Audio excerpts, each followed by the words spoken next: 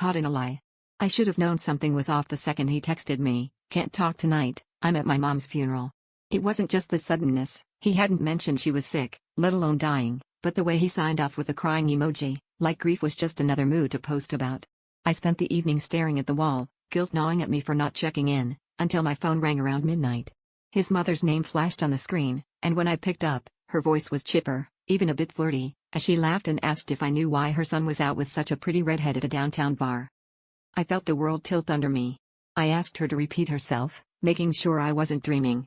She joked that she'd only called because she'd seen the whole thing on a friend's Instagram story, her son, alive and very much not grieving, making out with someone who wasn't me. I hung up, heart pounding, and did the only thing I could think of. I got dressed and went downtown.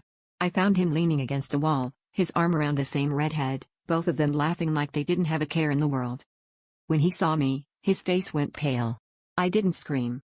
I didn't cry. I just asked, "How's your mom?" The redhead, oblivious, introduced herself as his work wife, and he stammered through a lie about needing space to process. I felt myself split inside. Half of me wanted to claw his eyes out, the other half wanted to laugh at how ridiculous it all was.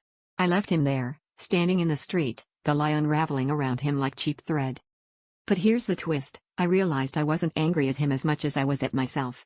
I'd ignored all the signs, buried my suspicions, pretended the late nights and vague answers were just quirks, not red flags.